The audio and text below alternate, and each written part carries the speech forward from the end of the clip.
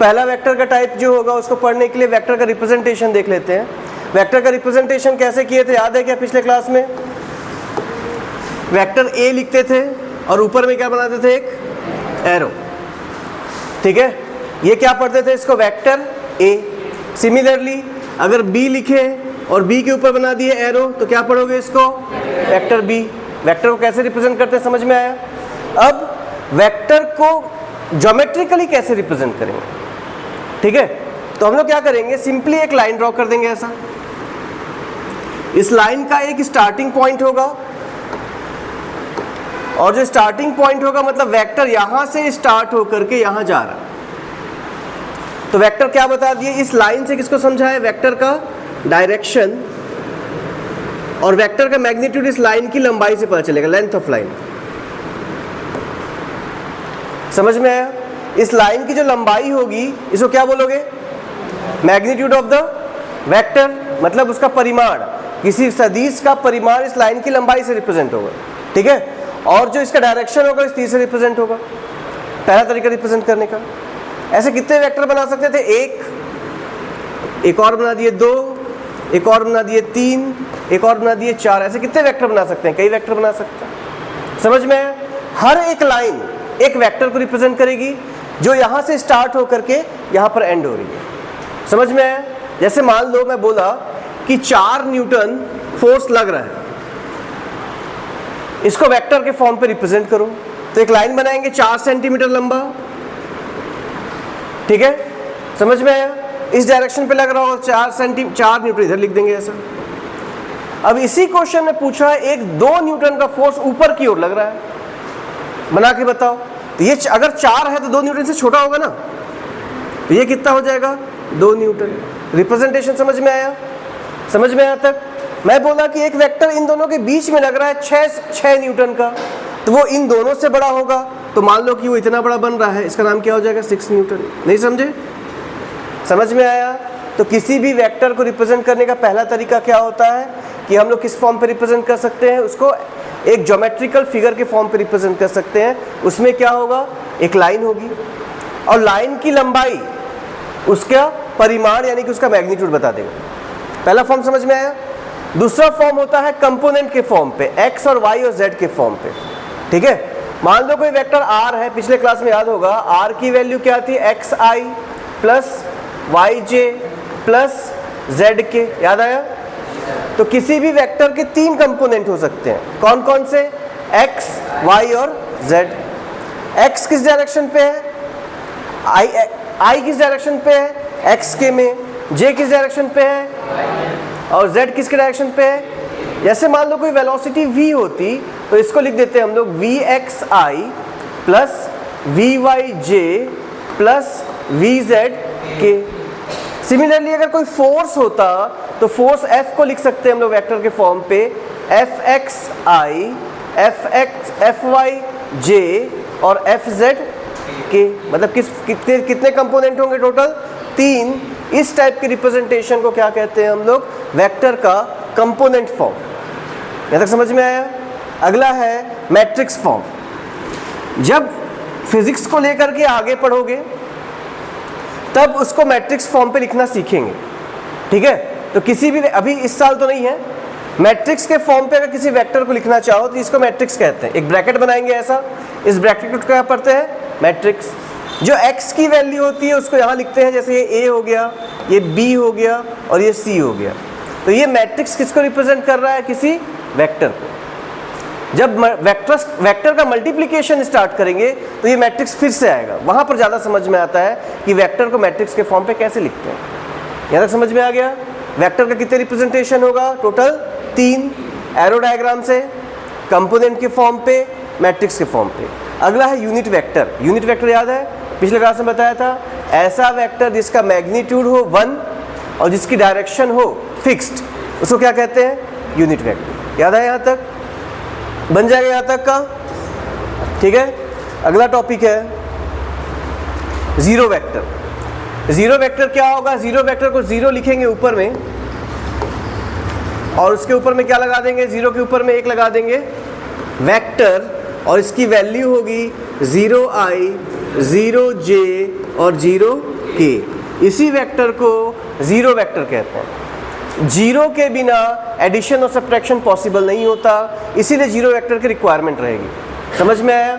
अगर इस वेक्टर को नहीं बनाते तो वेक्टर को जोड़ना और घटा पाना पॉसिबल नहीं है। यूनिट वेक्टर बताए थे, याद है? फिर से देखें, किसी भी वेक्टर a को अगर हम लोग लिखे हैं ai plus bj plus ck, तो इसका मैग्नीट्यूड क्या होता है बताओ? जोर से, याद है क्या? Under root a square b square c square, याद आया? और इसी वेक्टर को अगर उसके मैग्नीट्यूड से डिवाइड कर दें तो जो मिलता है इसको a कैप कहते हैं, यानी कि यूनिट वेक्टर कहते हैं। यूनिट वेक्टर क्या होता है? उसी वेक्टर को उसी के मैग्नीट्यूड से डिवाइड करने पे जो मिलेगा उसको यूनिट वेक्टर कहेंगे। पिछले क्लास में इसके बहुत सारे क्वेश्चन करवाया था। संडे को जो बच्चे आए होंगे वो इस टाइप के क्वेश्चन बनाए होंगे बहुत सारे। ठीक है, समझ में आया? इसका क्या नाम दिए हम लोग? Unit vector. यूनिट का मतलब होता है एक, ऐसा वेक्टर जिसका मैग्नीट्यूड एक हो उसको यूनिट वेक्टर कहते हैं। जीरो वेक्टर ऐसा वेक्टर हो जिसका मैग्नीट्यूड जीरो होता है, और किसी भी वेक्टर का मैग्नीट्यूड जीरो नहीं हो सकता, सिर्फ और सिर्फ जीरो वेक्टर का ही मैग्नीट्यूड जीरो होता है। समझ में आया तक? कोई भी ऐसा वेक्टर डिजाइन नहीं कर सकता जो किसका मैग्नीट्यूड कितना हो? जीरो हो। समझ में आया? सिर्फ और सिर्फ जीरो वेक्टर का ही मैग्नीट्यूड कितना होता है? जीरो। ये भी हो गया, समझ में आया तक? अगला था पोजीशन वेक्टर। याद होगा पिछले क्लास में बताया था कि क्या किसी पॉइंट का कोई डायरेक्शन होता है? अगर ये कोई पॉइंट बना दे तो क्या इस पॉइंट का कोई डायरेक्शन है? तो बताए थे क्या कि किसी पॉइंट का कोई डायरेक्शन नहीं होता। हम लोग क्या करते हैं, एक्सिस बना लेते हैं दो, एक एक्सिस x हो जाएगी और एक y, और ओरिजिन से एक लाइन ड्रॉ करते हैं यहाँ तक। इस लाइन को पोजीशन वेक्टर कहते हैं। समझ में आया? याद आ रहा है? पिछले क्लास में पढ़े हो ना, संडे को रिपीट करवाया था पिछला क्लास। जैसे मान लीजिए 3 डायमेंशनल स्पेस हो और 3 डायमेंशनल स्पेस में कोई पॉइंट है ऐसा, तो इसमें x की वैल्यू होगी, y की वैल्यू होगी, z की वैल्यू होगी, और एक वेक्टर ड्रॉ करेंगे हम लोग कहाँ से? ओरिजिन से इस पॉइंट तक, और इसको क्या बोलेंगे? Position vector. याद आया? पिछले क्लास में पढ़ाया हुआ है, इसलिए फास्ट रिवीजन जैसा करवा रहा हूँ, क्योंकि इसके जस्ट बाद में फिर से क्वेश्चन बनाएंगे हम लोग। पोजीशन वेक्टर समझ में आ गया? पोजीशन वेक्टर समझ में आया? इसके बाद था डिस्प्लेसमेंट वेक्टर। अगर मान लो ऐसे एक और पॉइंट होता और इन दोनों के बीच में डिस्टेंस निकाल रहे होते, मान लो ये a है और ये b है, तो डिस्प्लेसमेंट वेक्टर होता b माइनस a। याद आ रहा है? Final minus initial. याद आया? पिछले क्लास में करवाया हुआ है ना। डिस्प्लेसमेंट वेक्टर क्या होगा? b minus a। फॉर्मूला क्या निकल जाएगा? x2 माइनस x1 और y2 minus y1। Distance formula याद है क्या? डिस्टेंस फॉर्मूला उसी से निकाले थे, याद होगा। Under root x2 minus x1 का स्क्वायर, पॉज कर दो। वेलोसिटी वेक्टर क्या होता है? इससे पहले पढ़े थे पोजीशन वेक्टर, मतलब एक पॉइंट था। इसके बाद पढ़े डिस्प्लेसमेंट वेक्टर, वो डिस्प्लेसमेंट था। अब वेलोसिटी वेक्टर क्या होगा? Displacement upon time. अभी एक आध क्वेश्चन इसके करेंगे ना, कि डिस्प्लेसमेंट वेक्टर निकालिए, पोजीशन वेक्टर निकालिए और वेलोसिटी वेक्टर की वैल्यू निकालिए। ठीक है, एक क्वेश्चन अभी करवाऊंगा, समझ में आ जाएगा वेलोसिटी वेक्टर क्या होता है। ठीक है, तो वेलोसिटी निकालने का डिफरेंशिएशन टॉपिक पढ़ाया हो, याद है? वेलोसिटी निकालने का फॉर्मूला क्या होता है? जो डिस्प्लेसमेंट वेक्टर निकलेगा उसको क्या कर लेंगे हम लोग? डिस्प्लेसमेंट वेक्टर कैसे निकालोगे? वेलोसिटी वेक्टर जो निकलेगा उसको निकालने के लिए डिस्प्लेसमेंट वेक्टर को डिफरेंशिएट करना पड़ेगा। एक क्वेश्चन बनाएंगे, समझ में आ जाएगा, सिर्फ अभी नाम सुनते रहो। सिमिलरली एक टाइप का वेक्टर होगा फोर्स वेक्टर, जिसमें फोर्स के fxi, fy, jj और fz k के फॉर्म पे रिप्रेजेंट करेंगे। सारे वेक्टर के टाइप। ये भी हो गया, आगे बढ़ जाए। अगला होगा हम लोग के पास नॉर्मल वेक्टर। नॉर्मल का नाम पता है? नॉर्मल मतलब क्या होता है? ऐसा वेक्टर जो आपस में परपेंडिकुलर हो। मान लो कि एक वेक्टर ये बना है, ठीक है, एक वेक्टर जो हो गया ये एक वेक्टर बन गया और दूसरा वेक्टर ये बन गया, दोनों एक दूसरे के परपेंडिकुलर है ना, तो पहला वाला वेक्टर दूसरे वाले वेक्टर का नॉर्मल वेक्टर कहलाता है। ठीक है, आगे पढ़ेंगे तो ज़्यादा क्लियर होगा। अभी थोड़ा सा बस प्रस्तावना तैयार कर रहा हूँ, जब क्वेश्चन बताऊंगा तो सब नाम याद हो जाएंगे कि नॉर्मल कौन सा होता है, पैरेलल कौन सा होगा, ये सब समझ में आ जाएगा। ठीक है, similarly gradient of a vector पढ़ेंगे आगे चल करके, बन जाएगा यहाँ तक का। अगला टॉपिक बताऊं,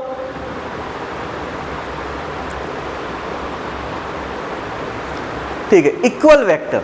इसी के बारे में लास्ट क्लास में चल रहा था, इक्वल वेक्टर क्या होता है। अब इसी को समझना है, पूरा टॉपिक अब इसी पे होगा ना, पहुंच गया टॉपिक तक। लास्ट क्लास में यही चल रहा था, इक्वल वेक्टर क्या होंगे। अगर दो वेक्टर सेम लेंथ के हो, ये भी 5 सेंटीमीटर का हो और ये भी 5 सेंटीमीटर का हो, और दोनों एक दूसरे के पैरेलल एक ही डायरेक्शन को रिप्रेजेंट कर रहे हो, तो दोनों वेक्टर इक्वल वेक्टर कहलाते हैं। इक्वल वेक्टर क्या होता है, जिनका मैग्नीट्यूड और डायरेक्शन दोनों सेम है। दो वेक्टर्स को इक्वल कहेंगे जब दोनों का मैग्नीट्यूड और डायरेक्शन दोनों सेम है। बन जाएगा यहाँ तक। अगला है को इनिशियल, बहुत इंपॉर्टेंट है। को इनिशियल वेक्टर, मान लो कि अगर ये पॉइंट को फिक्स कर दूं, ठीक है, बहुत इंपॉर्टेंट वेक्टर है को इनिशियल वेक्टर, इसको समझना बहुत जरूरी है, ठीक है। को इनिशियल वेक्टर, एक ही पॉइंट से स्टार्ट होने वाले सारे वेक्टर्स को इनिशियल वेक्टर कहते हैं, ठीक है। ये सारे वेक्टर्स क्या कहलाएंगे, को इनिशियल वेक्टर। क्यों, को मतलब सेम, इनिशियल मतलब प्रारंभिक बिंदु यानी शुरुआत का पॉइंट। अगर सेम हो इनिशियल पॉइंट तो उसको क्या बोलते हैं, को इनिशियल वेक्टर। को मतलब सेम, इनिशियल मतलब शुरू का पॉइंट। बहुत इंपॉर्टेंट है क्योंकि आधा से ज़्यादा जगह पे यही चलता रहेगा। दो टाइप के वेक्टर पढ़ेंगे हम लोग बार बार, एक होगा को इनिशियल और एक होगा सेम ऑर्डर। और पूरे कहानी सिर्फ उन दोनों के टर्म पे समझाई जाएगी कि बरसात होने पे छाता ऐसे ओढ़ना चाहिए कि ऐसे ओढ़ना चाहिए। कैसे ओढ़ते हो, पानी के डायरेक्शन पे, कि हमें जैसे छाता को ऐसे रखना चाहिए। चल मान लो बाइक में चल रहे हो तो छाता को ऐसे पीछे हीरोइन टाइप पकड़ के चलोगे कि सामने बचाने के हिसाब से चलोगे, सामने। तो सामने ही क्यों रखते हैं, ये वेक्टर से समझ में आता है। मान लो यहाँ पर एक नदी होती है, इस नदी को तैर के पार करना हो तो दो जुगाड़ हो सकता है। एक हो सकता है सबसे जल्दी, एक हो सकता है सीधा। तो सीधा तैरने के लिए किस डायरेक्शन पे तैरें। मान लो कि हवा चल रही है और एक खूंटा है, उसमें एक झंडा गड़ा हुआ है, समझ में आया। तो हवा की वजह से ये किधर बहे उड़ेगा। इस टाइप के सारे क्वेश्चन कैसे बनाए जाएंगे, वेक्टर की वजह से। और उन सभी जगह पे क्या लगेगा, को इनिशियल और सेम ऑर्डर। इसीलिए बोल रहा हूँ को इनिशियल वेक्टर को अच्छे समझोगे। सारे वेक्टर जो एक ही पॉइंट से स्टार्ट होते हैं उनको को इनिशियल वेक्टर कहते हैं। को मतलब सेम, इनिशियल मतलब प्रारंभिक बिंदु। समझ में आया। को इनिशियल समझने में डाउट है क्या। जैसे मान लो कि तुम लोग इस रूम पे बैठे हुए हो, अब यहाँ से भागोगे तो कैसे भागोगे, सब अपने अपने डायरेक्शन में चले जाओगे, लेकिन स्टार्टिंग पॉइंट क्या रहेगी, सेम रहेगी। तो ये जो वेक्टर्स एक ही डायरेक्शन से, एक ही जगह से स्टार्ट होके अलग अलग डायरेक्शन पे जाते हैं, उन्हीं को क्या कहते हैं, को इनिशियल वेक्टर। बहुत इंपॉर्टेंट है, यहाँ तक समझ में आया। को इनिशियल में कोई डाउट है क्या। अगला लिखो, लिखो अब, है ना, को इनिशियल वेक्टर लिख लिए। अगला लिखो एंगल बिटवीन टू वेक्टर्स। इसी में पढ़ेंगे हम लोग एंगल बिटवीन टू वेक्टर्स।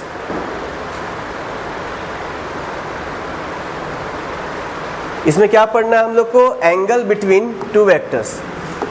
जैसे मान लो कि ये कोई वेक्टर है ए और ये कोई वेक्टर है बी। कोई डाउट है क्या, ए और बी में कोई डाउट है क्या। और इन दोनों के बीच में एंगल बना है 30 डिग्री। तो मैं पूछा ए और बी के बीच में कितना एंगल बना है, तो थीटा की वैल्यू कितनी हो जाएगी, 30 डिग्री। सिंपल है, कोई डाउट है क्या इसमें। एंगल बिटवीन टू वेक्टर्स कितना निकल गया, 30 डिग्री। और सोचो, ये एक लाइन बनाया ऐसा, एक लाइन बनाया ऐसा, ये एंगल जो है वो है 60 डिग्री। तो थीटा की वैल्यू कितनी है, कोई डाउट है क्या। तो what is the angle between two vectors, दो वेक्टर के बीच में कितना एंगल है, 60 डिग्री। बना यहाँ तक, आगे बढ़ जाए। मान लो एक वेक्टर बनाए ऐसा और एक वेक्टर बनाए दिए ऐसा, और ये बोला एंगल जो है ये है 60 डिग्री, ठीक है। ये ए हो गया और ये बी हो गया। तो ए और बी के बीच में कितना एंगल है, कौन बताएगा, बताओ बाबू शुभम। ए और बी के बीच में कितना एंगल है, इस बार 60 डिग्री नहीं, ठीक है। यही अंतर समझना है। लिखा तो 60 डिग्री हूँ, पर बैठ जाओ, ए और बी के बीच में 60 डिग्री एंगल नहीं है। अब कब किसी दो वेक्टर के बीच के एंगल को एंगल मानेंगे, जब दोनों को इनिशियल हो। यही कहानी मेन है। एंगल थीटा दो वेक्टर के बीच का कोण या दो सदिश के बीच का कोण थीटा कहलाएगा। कब, जब दोनों सदिश से को इनिशियल हो, एक ही बिंदु से शुरू हो रहे हो। देखो इनको देखो, ये जा रहा है और ये आ रहा है, मतलब समझ नहीं, यहाँ इस बिंदु की ओर आ रहा है और ये वाला क्या हो रहा है, वहां से जा रहा है। तो क्या दोनों एक ही पॉइंट से स्टार्ट हो रहे हैं? तो ये एंगल 60 डिग्री डायरेक्ट नहीं ले सकता। नहीं समझ में आया? इसका 30 सही है, इसका 60 सही है, लेकिन इसका 60 सही नहीं है। अब वेक्टर जो होता है असल में क्या है बताओ? वो एक लाइन। हम लोगों के लिए वेक्टर क्या है? सिर्फ एक लाइन है। अगर इसी लाइन को आगे की ओर बढ़ा दूं और इसके बराबर इसकी लंबाई कर दूं, मान लो ये 5 सेंटीमीटर था, इसको भी 5 सेंटीमीटर कर दूं, तो ये वेक्टर का अस्तित्व रहेगा क्या? वो है ही नहीं। अब इन दोनों वेक्टर को देखो, लाल वाले को और ए वाले को, क्या दोनों को इनिशियल जैसे दिख रहे हैं? नहीं समझे? लाल वाला और पीले वाले को देखो, क्या दोनों को इनिशियल के जैसे दिख रहे हैं? तो अगर ये 60 है तो ये कितना होगा? 120। नहीं समझे? पूरा एंगल 180 होता है, इधर वाला 60 है, तो इधर वाला कितना होगा? 180 माइनस 60, तो 180 माइनस 60 कितना हो जाता है? 120 डिग्री। नहीं समझे? तो दो वेक्टर के बीच का एंगल किसी को भी ले सकते हैं क्या? नहीं। दो वेक्टर के बीच का एंगल हमेशा और हमेशा कैसा होना चाहिए? को इनिशियल। पहला बात है ना, इसको शायद संकेंद्रीय ऐसा कोई शब्द प्रयोग करते हैं, याद नहीं आ रहा ठीक से, ठीक है? संकेंद्रीय बिंदु होना चाहिए, मतलब एक ही बिंदु से स्टार्ट करने वाले वेक्टर होने चाहिए। किसी को समझने में तकलीफ है क्या? दो वेक्टर के बीच का एंगल यहाँ पर 60 के बदले 120 लेंगे। 120 क्यों लिए समझ में आया? क्यों? क्योंकि दोनों वेक्टर कोई इनिशियल नहीं थे। बनेगा? क्वेश्चन दे काटो, ट्राई करो इसको। ये है मान लो 30 डिग्री, ये A है और ये B है, तो थीटा का मान कितना होगा? बनाइए, सोचिए, अभी पूछूंगा तब बताना, ठीक है? ये एक वेक्टर हो गया, ये एक वेक्टर हो गया, इस एंगल का नाम 150 डिग्री हो गया। तो क्वेश्चन है थीटा का वैल्यू कितना होगा? ये पहला वाला डायग्राम हो गया, ये दूसरा डायग्राम हो गया, ठीक है? इसको लिख लिए रहो, क्योंकि यही सब चीज़ें बाद में न्यूमेरिकल में फंसा देंगी। अगर न्यूमेरिकल को बनाना है तो इन चीज़ों का कॉन्सेप्ट क्लियर रहना चाहिए, ठीक है? अगला देखो,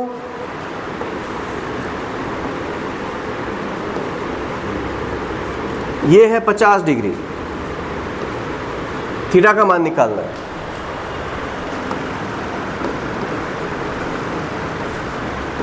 ये है 30 डिग्री, थीटा का मान बताना है।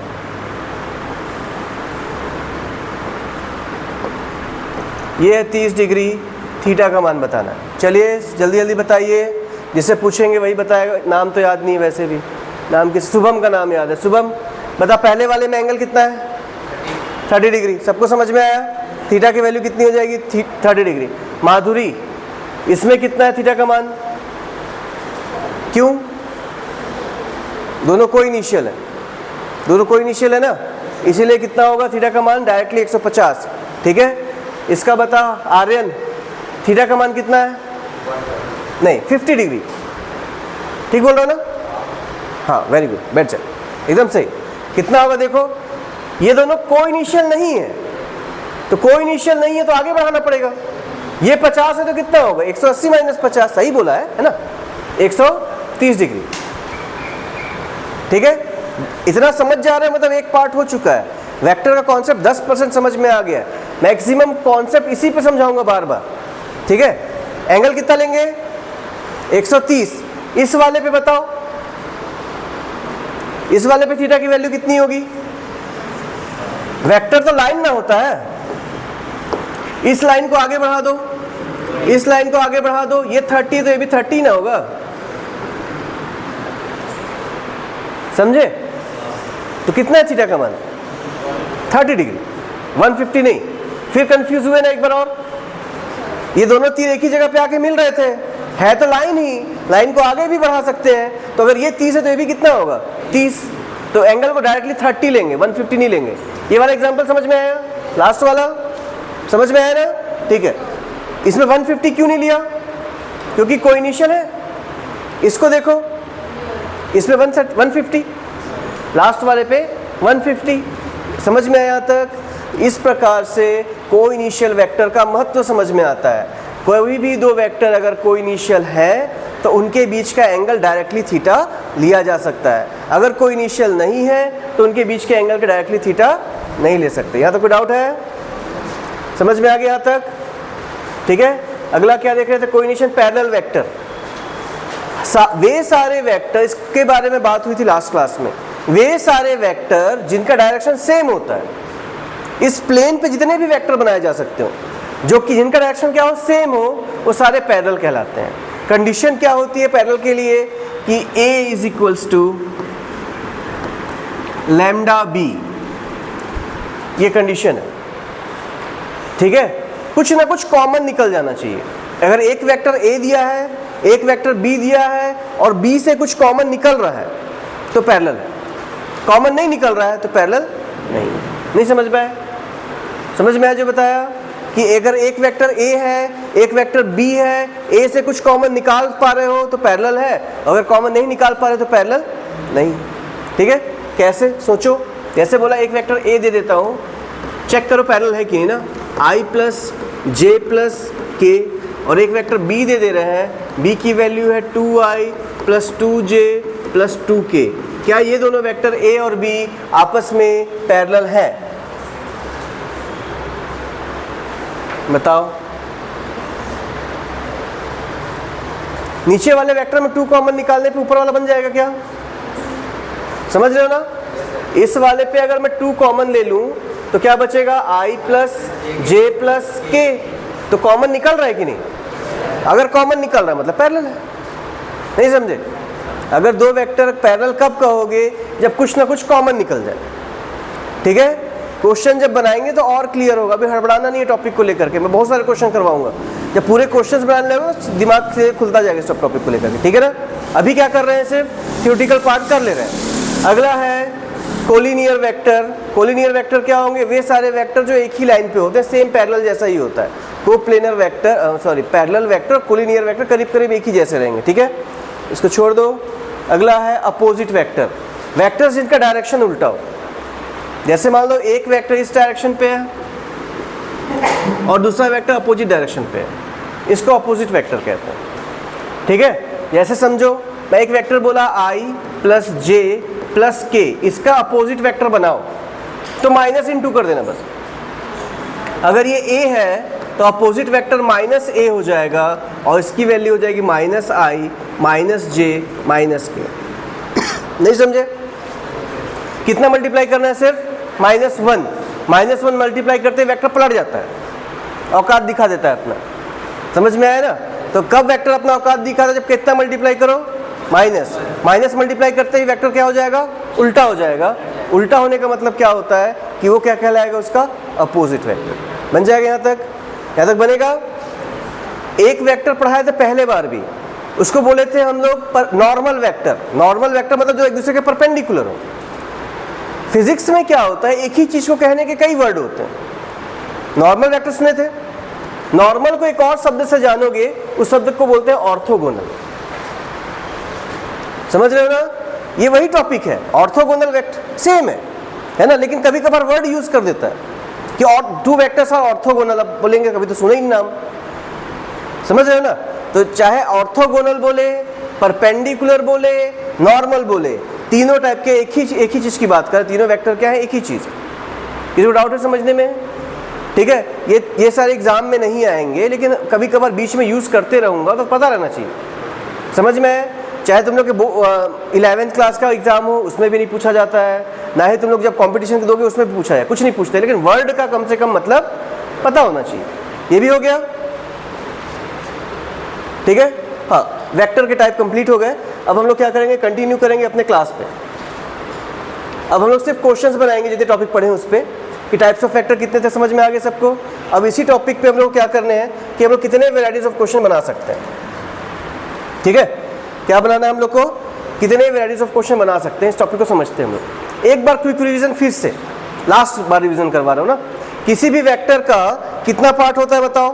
2 पार्ट। कोई वेक्टर R अगर है, इसकी वैल्यू अगर मान लो दी हुई है xi plus yj plus zk, तो R के 2 पार्ट होंगे। एक होगा उसका मैग्नीट्यूड और एक होगा उसका डायरेक्शन। याद आया? मैग्नीट्यूड क्या होगा? x का स्क्वायर प्लस y का स्क्वायर प्लस z का स्क्वायर का रूट। याद आया? r का मैग्नीट्यूड क्या होगा? इन दोनों को डिवाइड कर दो, xi plus y j plus z k upon under root x square plus y square plus z square. पहले भी हो चुका है ये सब, समझ में आया यहाँ तक? ठीक है। इसके बाद क्या, अब आर कैप निकल गया, वेक्टर आर निकल गया। फिर बताया था डायरेक्शन रेशियो और डायरेक्शन कोसाइन। याद आ रहा है? डायरेक्शन रेशियो क्या होता है? एक्स वाई और जेड, और डायरेक्शन कोसाइन क्या होता था? एल एम और एन। लास्ट क्लास में इतना पूरा टॉपिक हम लोग कंप्लीट कर चुके थे, समझ में आया यहाँ तक? लास्ट क्लास में इतने पूरे टॉपिक का कंक्लूजन निकाला जा चुका था। नेक्स्ट टॉपिक है, लिखो, हेडिंग लिखो, multiplication of a vector by scalar. बढ़िया टॉपिक है। टॉपिक क्या है? Multiplication of a vector by scalar.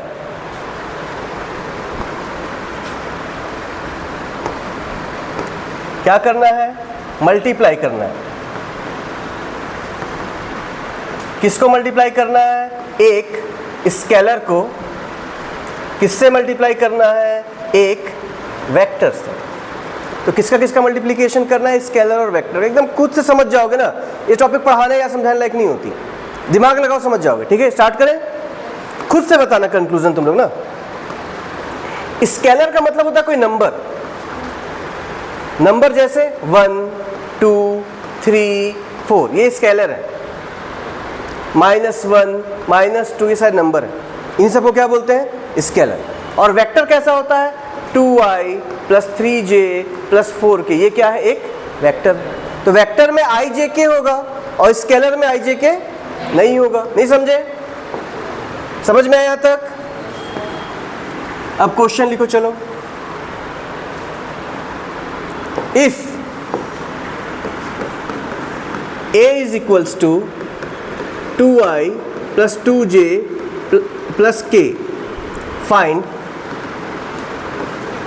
2a। देखो 2a का स्केलर है, 2a स्केलर है ना, और a क्या है? एक वेक्टर है। दोनों को मल्टीप्लाई करना, क्वेश्चन बस इतना ही है। हाँ ठीक है। Also find mod of 2a and 2a का डायरेक्शन। चलो फास्ट बनाओ, चलो क्वेश्चन बताया हुआ है। पहले 2a निकाल लो, 2a निकालने के बाद उसका मैग्नीट्यूड निकालो और उसको डिवाइड करके डायरेक्शन निकालो। एकदम सिंपल क्वेश्चन है। देखो कैसे बनाएंगे। a कितना था? 2i plus 2j plus k। 2a कितना होगा बोलो? 2 पूरे में इंटू कर दो। कर दिए ना? कितने लोग का बना? हाथ खड़ा करो। ठीक है। 2 का पहाड़ा याद नहीं है क्या? तो कैसे नहीं बन रहा है? 2 दूनी तो 4i, 2 दूनी तो 4j, 2 एकम तो 2k। हो गया? कैसे नहीं बनाई? अब इसका मैग्नीट्यूड निकालो। 2a का मैग्नीट्यूड कितना होगा बताओ? अंडर रूट 4 का स्क्वायर, 4 का स्क्वायर, 2 का स्क्वायर। याद करो, फॉर्मूला बता चुका हूँ थोड़ी देर पहले ही कि x का स्क्वायर, y का स्क्वायर, z के स्क्वायर का रूट कितना आया? 16 हो गया। 32 और कितना होता है? 36 है ना, और 36 का कितना होता है? 6। कोई डाउट तो नहीं है इसमें? पहले भी बनाया। यहाँ तक निकाल लो, इसको बन गया, यहाँ तक निकाल लो। निकल गया? अब क्वेश्चन क्या है? 2a का मैग्नीट्यूड निकाल के बताओ, या 2a का डायरेक्शन। तो 2a का कैप की वैल्यू क्या होगी? वेक्टर को उसी के मैग्नीट्यूड से डिवाइड कर देंगे। तो 2i प्लस 2j, सॉरी 4 था क्या? 4i 4j plus 2k upon कितना? 6। 2 से काट दें क्या? ऊपर नीचे दोनों कट रहा है, देखो 2 से। तो क्या बचा? 2i plus 2j plus k upon कितना? यहाँ तक हुआ? कोई डाउट है इसमें? अब पूरे क्वेश्चन को भूल जाते हैं, यहाँ तक तो बन जाता है मेरे को। मैं पूछा कि a का मैग्नीट्यूड कितना होगा। अब इसको भी ट्राई करो तो a का मैग्नीट्यूड कितना होगा? तो अंडर रूट 2 का स्क्वायर 2 का स्क्वायर और 1 का स्क्वायर, मतलब 4 4 8 और 1 9, 9 का रूट 3। क्या समझ में? देखो ये 3 था मैग्नीट्यूड, 2 मल्टीप्लाई करने पे मैग्नीट्यूड कितना हो गया? 2 मल्टीप्लाई कर, वेक्टर पे मल्टीप्लाई किया था 2, किस पे मल्टीप्लाई हो गया? उसके भी मैग्नीट्यूड में मल्टीप्लाई हो गया। नहीं समझे? अगर वेक्टर में 2 मल्टीप्लाई करें तो मैग्नीट्यूड में भी 2 मल्टीप्लाई हो जाता है। देखो यहीं पे वही समझ में आ रहा है ना। इसका मैग्नीट्यूड कितना है? 3, इसका मैग्नीट्यूड कितना हो गया? 6, मल्टीप्लाई कितना किए थे? 2 से। तो जो बोल रहा हूं उसको रिपीट करो जोर से, सुनना आराम से ना, पहले क्या बोल रहे हैं, ठीक है? वेक्टर में मल्टीप्लाई करेंगे अगर 2, तो मैग्नीट्यूड में भी कितना मल्टीप्लाई हो जाएगा? 2। वेक्टर में मल्टीप्लाई करोगे 3, तो मैग्नीट्यूड में कितना मल्टीप्लाई होगा? 3। अब यही बोलना है, समझ में आया ना? वेक्टर में बोलो, वेक्टर में मल्टीप्लाई करेंगे 2, तो मैग्नीट्यूड में मल्टीप्लाई होगा 2। याद हुआ? वेक्टर में मल्टीप्लाई करेंगे 3, तो मैग्नीट्यूड में मल्टीप्लाई होगा 3। वेक्टर में मल्टीप्लाई करोगे 5, तो मैग्नीट्यूड में मल्टीप्लाई होगा 5। अब डायरेक्शन को चेक करता हूं एक बार, इसमें तो कोई डाउट नहीं है। इसका डायरेक्शन क्या निकला? 2i + 2j + 2k। और इसका डायरेक्शन क्या निकला? इसको एक बार चेक करते हैं ना। देखो तो 2i + 2j + k था और डिवाइडेड बाई 3। डायरेक्शन सेम आया क्या? मिलाओ, डायरेक्शन सेम आ गया, लेकिन मैग्नीट्यूड बढ़ गया। कुछ समझ में आया? यही कंक्लूजन है पहला, ठीक है? क्या टॉपिक क्या लिखे हो कि वेक्टर को स्केलर से मल्टीप्लाई करेंगे तो क्या होगा, ये लिखे हो ना?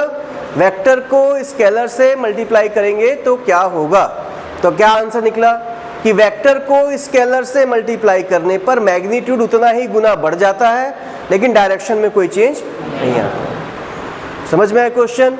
ये सारे क्वेश्चन एक कहानी दे दिएगा कि वेक्टर ए को इससे मल्टीप्लाई किया तो इसमें से कौन सा सही है। क्वेश्चन समझ में आया? तो वेक्टर को स्केलर से मल्टीप्लाई करने पर डायरेक्शन चेंज हो जाता है, सही या गलत? वेक्टर को नंबर से स्केलर से मल्टीप्लाई करने पर डायरेक्शन चेंज हो जाता है, सही या गलत? मैग्नीट्यूड चेंज हो जाता है, सही या गलत? सही है ना? पक्का? आगे बढ़ जाए। पहला नंबर जो लिए थे, कैसा नंबर लिए थे बताओ? अच्छा कि खराब? पहला नंबर जो लिए हो, कौन सा नंबर लिए हो? पॉजिटिव। अब क्वेश्चन है -2 से मल्टीप्लाई करो। चलो बनाओ, सेम क्वेश्चन है, इस बार +2 से मल्टीप्लाई नहीं किया, -2 से मल्टीप्लाई किया, तब क्या होगा?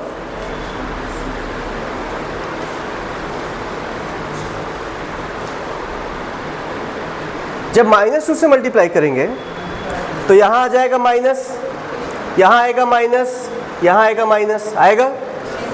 अब -4 का स्क्वायर करूंगा तो चाहे प्लस का करो चाहे माइनस का, उतना ही है। यहाँ पर -4 उतना ही है, यहाँ पर -2 उतना ही है, तो यहाँ पर आएगा 36 से आएगा, मतलब 6 ही आएगा। नहीं समझे? 2a का मैग्नीट्यूड सेम आएगा, लेकिन डायरेक्शन के बारे में अगर बात करेंगे तो यहाँ पर क्या आएगा? -2 मल्टीप्लाई करने पे यहाँ पर एक माइनस आ जाएगा। अगर कभी माइनस मल्टीप्लाई में हो, याद करो, अपनी औकात दिखा देता है। चैप्टर में बताया था कि अगर -1 मल्टीप्लाई किए तो डायरेक्शन पलट जाता है उसका। नहीं समझे? तो इस बार डायरेक्शन पलट जाएगा कि सेम रहेगा? पलट जाएगा डायरेक्शन। नहीं समझ में आया? मैग्नीट्यूड तो उतने ही टाइम्स बढ़ा, लेकिन डायरेक्शन क्या हो गया? इस बार चेंज हो गया। अभी से पहले क्या बोल रहे थे, फिर सुनना ना, जो पिछले बार बोल रहे थे क्या उसमें स्टेटमेंट में गलत था? क्वेश्चन पूछा था कि एक स्केलर को एक वेक्टर से मल्टीप्लाई करने पर डायरेक्शन चेंज हो जाता है, सही या गलत? क्या जवाब दिए थे? गलत बोले थे। लेकिन अभी देखो, ये भी तो स्केलर ही है, मल्टीप्लाई करें डायरेक्शन चेंज हो रहा है कि नहीं? तो क्या वो स्टेटमेंट सही था? वो स्टेटमेंट गलत था। समझ में आया? समझ में आया? अगर क्वेश्चन पूछूं कि किसी पॉजिटिव नंबर को किसी वेक्टर से मल्टीप्लाई करते हैं तो क्या उसका डायरेक्शन बदलता है? तो जवाब होगा नहीं, उसका डायरेक्शन नहीं बदलता। लेकिन किसी नेगेटिव नंबर को किसी वेक्टर से मल्टीप्लाई करेंगे तो उसका डायरेक्शन भी बदल जाएगा और मैग्नीट्यूड भी बदल जाएगा। नहीं समझे? सबको समझ में आया? स्केलर मल्टीप्लिकेशन समझ में आया? कोई डाउट है? याद रखो गया? अब उसी को कंक्लूड करेंगे ना, जो भी पढ़े उसका कंक्लूजन लिख लो डायरेक्ट ना, ठीक है? कंक्लूजन लिख लो।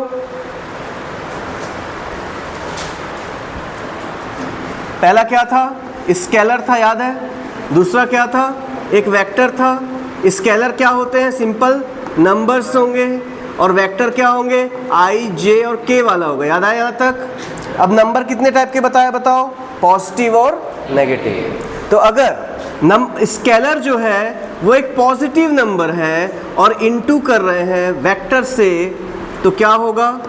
इसका डायरेक्शन सेम रहेगा और मैग्नीट्यूड चेंज हो जाएगा। समझ में आया? समझ में आया तक? दूसरा, अगर नंबर नेगेटिव है और उसको इनटू कर रहे हो वेक्टर से, तो उसका डायरेक्शन भी चेंज हो जाएगा और उसका मैग्नीट्यूड भी चेंज हो जाएगा। नहीं समझ पाए इतना इंग्लिश?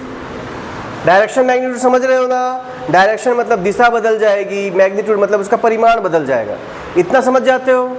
और डायरेक्शन क्या हो जाता है बताओ? डायरेक्शन क्या हो जाएगा? सीधा उल्टा हो जाएगा, मतलब रिवर्स हो जाएगा। डायरेक्शन उल्टा हो जाता है। अगर इधर जा रहा था 2 मल्टीप्लाई किया तो इधर हो जाएगा। किसी को समझ में आया? एक बार फिर से पूरा? हाँ ठीक है भाई, मैं तो फिर चला गया था मुंह उठा करके। ठीक है, अगर किसी पॉजिटिव नंबर से इंटू करेंगे, प्लस वाले नंबर से, पहला जो स्टार्ट किया था उस समय ना, तो क्या होता है? जैसे 2 से इंटू किया तो मैग्नीट्यूड दुगना हो गया, 3 से इंटू किए तो मैग्नीट्यूड 3 गुनी हो गई, 4 से इंटू किए तो मैग्नीट्यूड 4 गुना हो गया। समझ में आया? तो वेक्टर को किसी पॉजिटिव स्केलर से इंटू करने पर मैग्नीट्यूड क्या होता है? उतने टाइम्स बढ़ जाता है। ठीक है, वेक्टर को नेगेटिव नंबर से मल्टीप्लाई करने पे भी मैग्नीट्यूड बढ़ जाता है। अगर -2 से इंटू करोगे तो 2 गुना हो जाएगा, -3 से इंटू करोगे तो 3 गुना हो जाएगा, -4 से इंटू करोगे तो 4 गुना हो जाएगा। समझ में आया? लेकिन माइनस नंबर को इंटू करने पे डायरेक्शन भी उल्टा हो जाता है। प्लस वाला क्या बन जाता है? माइनस, और माइनस वाला क्या बन जाता है? प्लस। समझ में आया? अगर -1 इंटू करेंगे तब क्या होगा बताओ? किसी वेक्टर में अगर -1 इंटू कर दूं तो क्या होगा? सिर्फ डायरेक्शन बदलेगा, मैग्नीट्यूड में कोई चेंज नहीं आएगा। तो क्या, अब क्वेश्चन सुनना, क्या ये कंपलसरी है? कंपलसरी मतलब हाँ हमेशा हो कि किसी स्केलर को इंटू करने पर मैग्नीट्यूड हमेशा चेंज होगा। क्या मैग्नीट्यूड हमेशा चेंज हो? क्या कंपलसरी है? अगर -1 या 1 इंटू करते हो तो क्या मैग्नीट्यूड चेंज होगा हमेशा?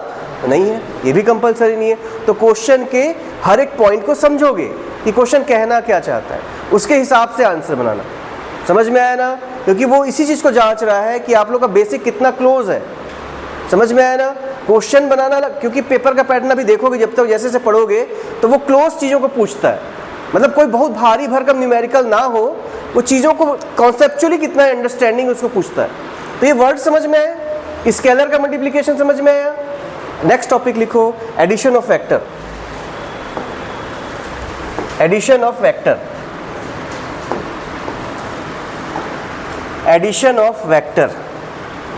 वेक्टर को जोड़ना है। थ्योरी में ज़्यादा नहीं जाएंगे इसके, सिर्फ लगाते सिखा दूंगा, ठीक है? Addition of vectors. दो वेक्टर्स को आपस में जोड़ना है, कैसे जोड़ें? ठीक है, जोड़ना आता है सबको? और कोई बोला, पूछा और बताया नहीं तो बताया मैंने। जोड़ना आता है सबको? सही आंसर निकलना चाहिए, किसी का भी गलत आया तो बताया। i + 2j + 3k में ऐड करो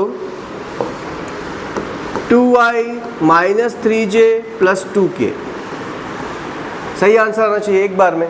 चलो जोड़ना घटाना नहीं सिखाऊंगा। 2k ऐड करना है ना, दो वेक्टर्स को ऐड करना सिंपल है, जैसे जोड़ते हो आज तक। i वाले को i वाले से, j वाले को j वाले से और k वाले को k वाले से जोड़ दो, दिमाग नहीं लगाना है। तो कितना आ जाएगा? 3i - j + 5k। क्या बात, बहुत इंटेलिजेंट हो सबके सब, मुबारक हो। बन जा रहा है, एडिशन बन जा रहा है यहाँ तक का। ठीक है, सब्ट्रैक्शन में क्या करोगे? दोनों को माइनस कर देंगे। ये कौन सा फॉर्म है याद करो तो? वेक्टर के रिप्रेजेंटेशन के 3 फॉर्म बताया था।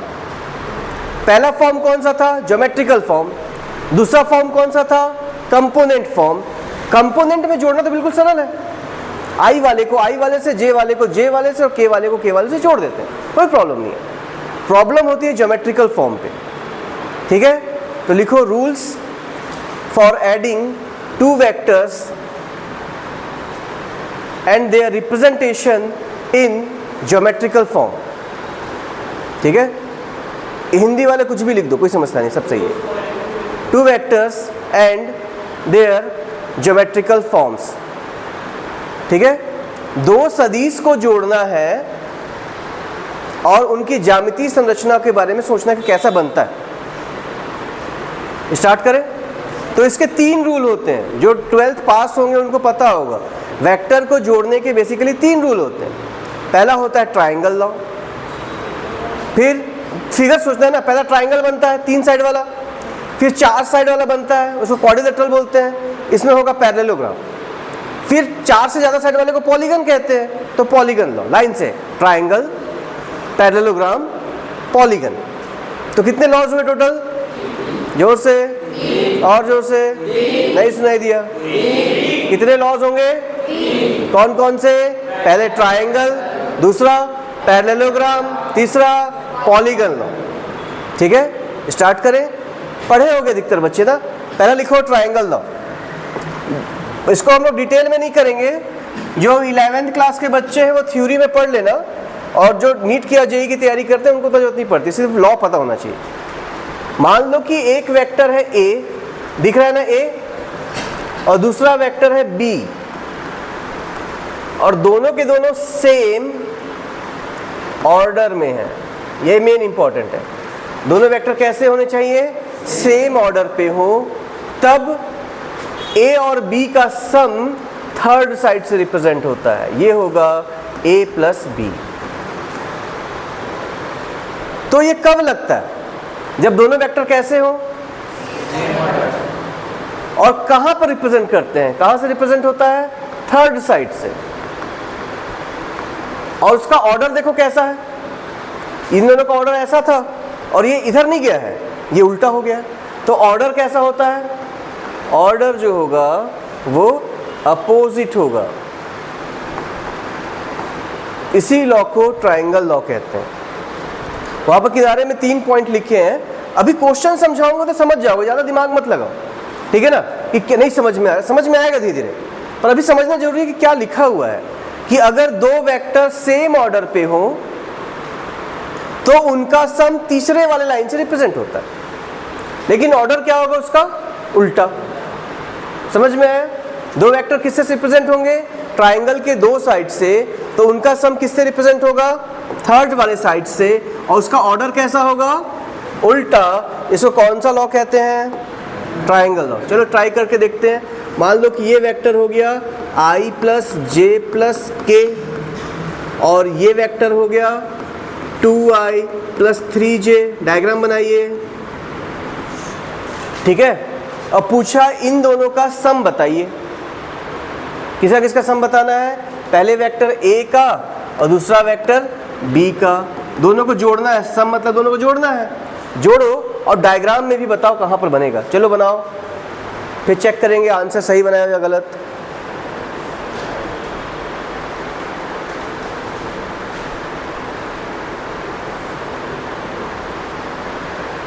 तो दोनों का जो सम होगा वो थर्ड साइड से रिप्रेजेंट होगा, याद आया? और ऑर्डर कैसे लेंगे? इस दोनों का उल्टा, और जोड़ दो। जोड़ेंगे तो 2 और 1 3i, 3 और 1 4j, और प्लस के। आंसर हो गया। ज्योमेट्री के नाम पे ये एरो बनेगा इधर, और वैल्यू के नाम पे ये लिखेंगे। कितने लोगों को समझ में आया? बन जा रहा है ना? हाँ, ठीक है। डायरेक्शन कैसे डिसाइड किए? इनिशियल ये था और फाइनल ये था। इनिशियल और फाइनल के बीच में लाइन खींच दिया, है ना? और ऑर्डर कैसा हुआ? देखो इन दोनों का ऑर्डर सेम था, तो इसका ऑर्डर अपोजिट ना हो गया। ऑर्डर मतलब एक के पीछे एक। ट्रेल, ट्रेल मतलब पीछे। जैसे ट्रेन की डिब्बी होती है, एक के पीछे एक रहता है ना, ये उसके, ये दोनों देखे एक के पीछे एक है, लेकिन ये उसका उल्टा। समझ में? डायग्राम में कैसे रिप्रेजेंट करते हैं। और क्वेश्चन इसी टॉपिक के, चलिए ट्राई कीजिए। ये हो गया ए, ये हो गया बी और ये हो गया सी। ठीक है, ए की जो वैल्यू है वो है i plus J plus 2k और सी की जो वैल्यू है वो है 2i प्लस 3j। पूछा है बी की वैल्यू क्या होगी, चलिए ट्राई कीजिए, क्वेश्चन ट्राई करो। चलो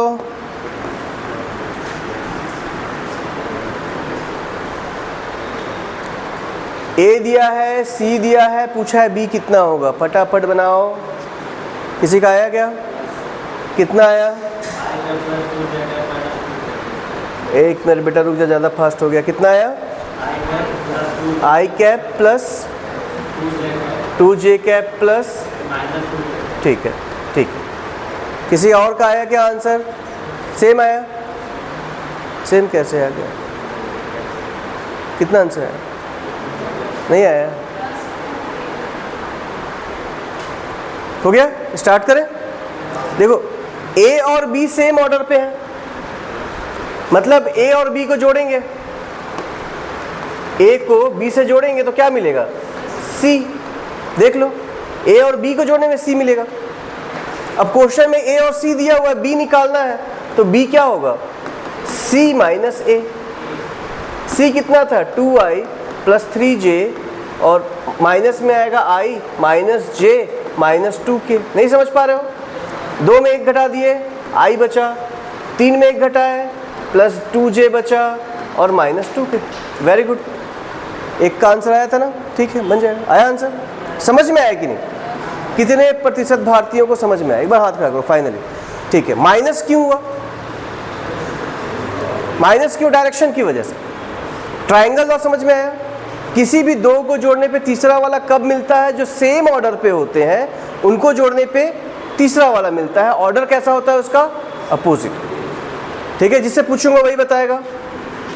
रोहित, ये ए है, ये सी है और ये बी है, किन दोनों को जोड़ने में तीसरा वाला मिलेगा? समझ जाए सब? ए और सी का ऑर्डर सेम है, ए और सी का ऑर्डर सेम है, मतलब ए और सी को जोड़ने पे बी मिलेगा। इसको कौन सा लॉ कहते हैं? Triangle law. ट्रायंगल लॉ किस में लगता है? जब वेक्टर्स कैसे हो? Same order. एक बार ट्रायंगल लॉ को रिवीजन करते हैं फिर से ना। अगर दो वेक्टर्स सेम ऑर्डर पे हो, पहला पॉइंट याद आया? लिखे हो ना? ठीक है, तो उन दोनों का सम तीसरे साइड से रिप्रेजेंट होता है और उसका ऑर्डर अपोजिट होता है। कठिन तो नहीं है? अगला लिखो पैरेललोग्राम लॉ।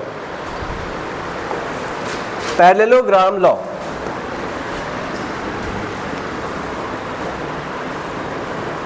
मान लो कि एक वेक्टर हो गया ए और एक और वेक्टर हो गया बी। मैं बोला इन दोनों का सम निकाल के बताओ। अब बताओ क्या ये दोनों वेक्टर सेम ऑर्डर में है? ये दोनों सेम ऑर्डर पे नहीं है। दोनों कैसे हैं? कोइनिशियल। वेरी गुड, है ना? ये दोनों वेक्टर कैसे हैं? कोइनिशियल। याद आया? तो दो कोइनिशियल वेक्टर होंगे तो पैरेललोग्राम लगेगा। पहला इसके लिए क्या होता है कि कैसा होना चाहिए? कोइनिशियल, तभी पैरेललोग्राम लॉ लगाते हैं। समझ में आया? दूसरा, क्या यहाँ पर पैरेललोग्राम बना हुआ है? बनाया है क्या पैरेललोग्राम यहाँ पर? तो बना लो भाई, दुश्मनी थोड़ी ना किसी से। बना लिए पैरेललोग्राम, ठीक है। अब बना दो इसका डायगोनल। तो जो डायगोनल होगा वो a प्लस बी को रिप्रेजेंट करेगा। तो ट्रायंगल लॉ क्या बोलता है कि दो साइड होने चाहिए थे सेम ऑर्डर पे, सेम ऑर्डर होने के बाद उनका सम थर्ड साइड से रिप्रेजेंट होता है। याद आया? ये दोनों वेक्टर कैसे होने चाहिए? कोइनिशियल। और अगर कोइनिशियल है तो क्या बनाएंगे हम लोग? पहले पैरेललोग्राम, और पैरेललोग्राम का जो डायगोनल यानी कि विकर्ण किसको रिप्रेजेंट करेगा? दोनों के योग यानी कि दोनों के सम को रिप्रेजेंट करेगा। ठीक है, और जो आंसर निकलेगा वो भी कैसा होगा? कोइनिशियल होगा। इसका डायरेक्शन उल्टा नहीं किया। नहीं समझे? किसी को समझ में आया? थोड़ा बहुत समझ में आया ना? पहले किस पे लगाते हो? उस वाले लॉ को किस में लगाते हो? कोई इनिशियल नहीं, सेम ऑर्डर। इसको किस में लगाते हैं? कोई इनिशियल में। क्वेश्चन देख के दिमाग लगना चाहिए कौन सा लगाऊं। ठीक है, यहां तक समझ में आया? कोई डाउट है इसमें? ठीक है। और जो आंसर निकलेगा वो भी कैसा होता है इसमें? कोई इनिशियल। अच्छा देखो, ये ए था तो ये भी ए ही होगा। अब इस बी और ए को देखो, ये दोनों सेम ऑर्डर में है क्या?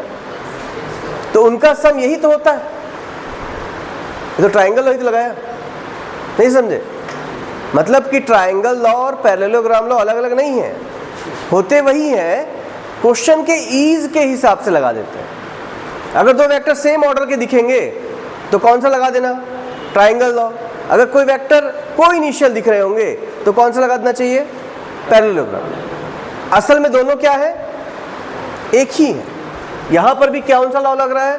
ट्रायंगल लॉ ही लग रहा है। और वहां पर भी कौन सा लॉ लग रहा था? पैरेललोग्राम लॉ ही लग रहा था।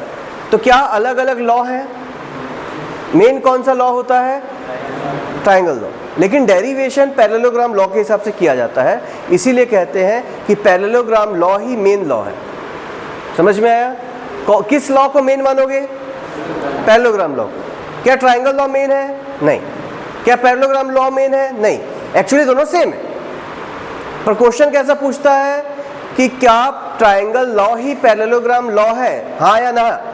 तो है ना? ट्रायंगल लॉ और पैरेललोग्राम लॉ एक ही है, कोई अंतर नहीं होता दोनों में। ये भी समझ में आ गया?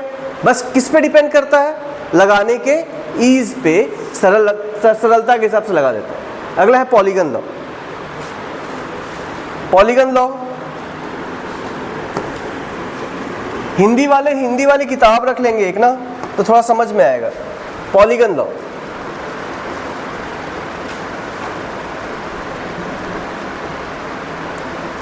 पॉलीगन लॉ की अगर बात करें, इसको बहुभुज का नियम कहते हैं हिंदी में। क्या बोलते हैं? बहुभुज का नियम। देखो, त्रिभुज के नियम में 3 भुजाएं, चतुर्भुज वाले में 4 भुजा, बहुभुज वाले में कितने भुजाएं होंगे? बहुत सारे साइड होंगे, है ना? Common sense. तो अगर मान लो एक वेक्टर ये हो गया ए, ये वेक्टर हो गया बी, ये वेक्टर हो गया सी, ये तुम लोग का है ना। मैं बोला कोचिंग सीधा घर जाना, तो ये गया पहले पानठेला में, ठीक है? पानठेला के बाद गया बस स्टैंड, बस स्टैंड के बाद निकल गया बाजार, बाजार के बाद घूम रहा है, ठीक है? अभी भी घर नहीं पहुंचा। तो ये ए हो गया, बी, सी और ये क्या हो गया? डी। अब मैं घर से फोन लगाया, घर से इसके फोन आया कि कहाँ है, तो क्या बताएगा वो? कि वो इनिशियल ये है, फाइनल ये है, तो यहाँ है। पॉलीगन बना ना, बहुभुज बन गया। देखो, तो ये जो होगा वो होगा A plus B plus C plus D. इसी को कौन सा नियम कहते हैं? बहुभुज का नियम कहते हैं। ठीक है, समझ में आया? कि अगर 1 से अधिक 3 से अधिक वेक्टर हो, सॉरी 2 से अधिक वेक्टर हो, तो कौन सा लॉ लगाते हैं हम लोग? पॉलीगन। कितने से अधिक? 2 से। 2 वाले में याद है या तो ट्राइंगल लगता है या तो पैरेललोग्राम। 2 से अधिक वाले में क्या लगेगा? पॉलीगन। कैसे लगाते हैं एक बार चेक करते हैं। लिख लियो, छाप रहे हो क्या इसको? बताओ इसको। चलो देखा ना, असल में चाहे ट्राइंगल लॉ हो, चाहे पॉलीगन लॉ हो, चाहे पैरेललोग्राम लॉ, किसी भी एक लॉ से समझाया जा सकता है। अगर ये ए है और ये बी है, तो सब कैसे हैं? देखो, सबके सब कैसे हैं बताओ? Same order. तो ये ट्राइंगल लॉ जैसा ही है, समझ में आया? और जो सम होगा वो क्लोजिंग साइड से रिप्रेजेंट होगा, जिससे बंद करते हैं। नहीं समझे? वो भुजा जो पॉलीगन को, बहुभुज को बंद करेगी, वो सभी का योग को प्रदर्शित करेगा। अब इसका क्रम कैसा है बताओ? इसका क्रम, इसका क्रम, इसका क्रम सेम है, लेकिन इसका ऑर्डर कैसा है? अपोजिट। तो ये अपोजिट ऑर्डर है। अगर ध्यान से देखोगे, ये तो ट्राइंगल लॉ जैसा ही दिख रहा है। सेम ऑर्डर था उसमें भी, याद आया? क्लोज करता था, 3 साइड थे, तो क्लोज करने वाला साइड ही सम को रिप्रेजेंट करता था, और उसके बाद अपोजिट ऑर्डर होता था। ये तो ट्राइंगल लॉ जैसा दिख रहा है। तो ईज के हिसाब से इसमें कौन सा लॉ लगाना चाहिए? Triangle law. लगा के देखता हूं, नहीं समझे? कोई भी किसी भी क्वेश्चन को किसी भी लॉ से बना सकते हैं। इसको मैं एक्सप्लेन करना चाहता हूं, तो कौन से लॉ ज्यादा जल्दी से निकल जाएगा? ट्राइंगल से। क्या पैरेलल से नहीं निकाल सकते? निकाल सकते। अब देखा ना, ये ए है, ये बी है, तो ये क्या होगा? A plus B. देख लो, ये दोनों सेम ऑर्डर पे थे, तो इनका सम थर्ड साइड से रिप्रेजेंट होगा। अब ये है ए प्लस बी और ये है सी, तो ये कितना होगा a plus B plus c. अब ये है a plus B plus c और ये है d, तो ये कितना होगा a plus B plus C plus d। है तो ट्राइंगल लॉ ही, नहीं समझे? घुमा फिरा करके बात सिंपल सा है कि लगता ट्राइंगल लॉ ही है या लगता पैरेललोग्राम लॉ ही है। बात समझ में आया? मतलब सुविधा के अनुसार हम लोग लॉ को चेंज कर लेते हैं। समझ में आया तक? क्वेश्चन समझ में आया तक? तो बताओ, क्या किसी वेक्टर को ऐड किया जा सकता है? तो कर सकते हैं। एक वेक्टर को दूसरे वेक्टर से ऐड किया जा सकता है। ऐड करना कठिन है या सरल? बिल्कुल सरल है, लेकिन उसको वेक्टर फॉर्म पे रिप्रेजेंट करने में थोड़ा सा प्रॉब्लम होता है। समझ में आया? वेक्टर फॉर्म में रिप्रेजेंट करने के लिए कितने रूल हैं अपने पास? 3। सेम ऑर्डर पे होगा तो ट्राइंगल, अपोजिट ऑर्डर पे या कोई इनिशियल होंगे तो पैरेललोग्राम, और अगर मान लो बहुत सारे वेक्टर होंगे सेम ऑर्डर के तो पॉलीगन लॉ। क्या तीनों लॉ अलग अलग हैं? तो जवाब है नहीं, होते सब सेम है, किसी भी से निकाल सकता हूँ किसी भी क्वेश्चन। यहाँ तक समझ में आया? अगला लिखो रिजोल्यूशन ऑफ अ वेक्टर। बस लास्ट है आज का, फिर कल पढ़ेंगे। टॉपिक लिखो रिजोल्यूशन ऑफ अ वेक्टर। ये एडिशन, जब तक रिजोल्यूशन नहीं सीखोगे तब तक एडिशन में प्रॉब्लम होता है। रिजोल्यूशन ऑफ अ वेक्टर करने के बाद ही एडिशन अच्छे समझ में आता है। ठीक है, तो टॉपिक क्या है? Resolution of a vector.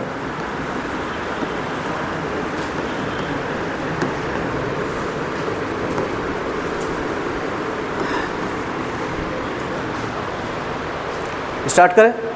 थक गए हो तुम लोग? क्या थकोगे? पढ़ा मैं रहा हूँ, टाइम से क्या लेन देना? अभी तो मैं शुरू किया हूँ। ठीक है, ये दो वेक्टर हो गए। ये वेक्टर क्या हो गया? मान लो ये वेक्टर r हो गया। लास्ट टॉपिक है, ज़्यादा नहीं झेलेंगे। ये वेक्टर क्या हो गया? r हो गया, और ये एंगल हो गया थीटा। ये टॉपिक बता चुका हूँ एक बार और, फिर से रिपीट कर रहा हूँ।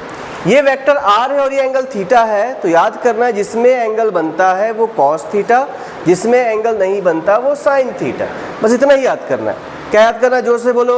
जिसमें एंगल बनता है वो cos थीटा, जिसमें एंगल नहीं बनता वो sin थीटा। बस इतना ही याद कर लो, रिजोल्यूशन सीख गए। समझ में आया? जिसमें एंगल बनेगा वो, जिसमें एंगल नहीं बनेगा वो। जैसे देखो ये थीटा है, ये r है, तो ये क्या हो जाएगा? r cos theta. ठीक है, ये r है, ये थीटा, इसमें एंगल बना है क्या?